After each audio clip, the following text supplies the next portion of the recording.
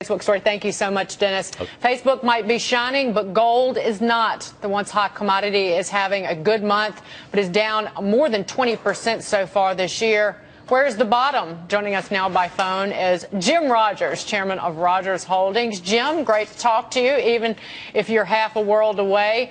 Where is the bottom? Oh, gosh, Dagan, how should I know? Watch Fox Business News. They know. Well, that's why we have you on Fox Business News, because I would expect you to know certainly more than most. Do you have a sense of how far it can fall at this point? Well, yes, I expected it to go to 1,200, which it did, and I bought a little bit just in case. I suspect, Dagan, over the next year or two, gold will make a complicated bottom. It went up 12 years in a row, which is extremely unusual. I know the anomaly was gold's strength for 12 years, so I suspect it will not make a normal bottom. The anomaly in the correction will be how far it goes and where it goes. I don't know. 50% corrections are fairly normal, even in bull markets, so that would be 960, say.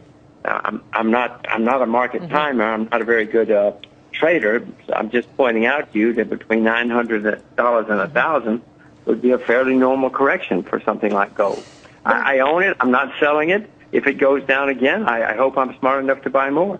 Well, why would gold, over the long run, if it follows inflation, why would it outperform inflation? Why wouldn't you do the same in some Treasury inflation-protected securities, for example? Well, first of all, the way they account for the Treasury inflation securities are a sham. I mean, please, if you get your advice or use U.S. government accounting, you're going to go broke, Dagan. So please, if you're going to look at those things, check very carefully how they work. Well, then why would it outperform the stock market if based on inflation? What, gold or Treasury? Gold. Well, it may not. It hasn't, certainly here in the last year or so. It's done worse than anything than most anything in the past year or two. But Dagan, remember, it went up 12 years in a row. It had an astonishing run. So I presume that it will not just be inflation that's occurring. You're having governments around the world, for the first time in recorded history, all major central banks printing money to debase their currency. This has never happened before. And always in the past, when something like this for an individual country has occurred, it's always ended very, very badly. I presume it will this time, too.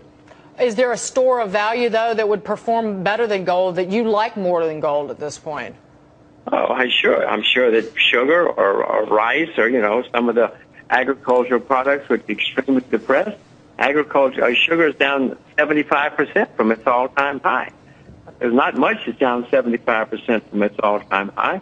I'm sure that all of your viewers can find something that will do as well as or better than gold, but I'm not selling my gold.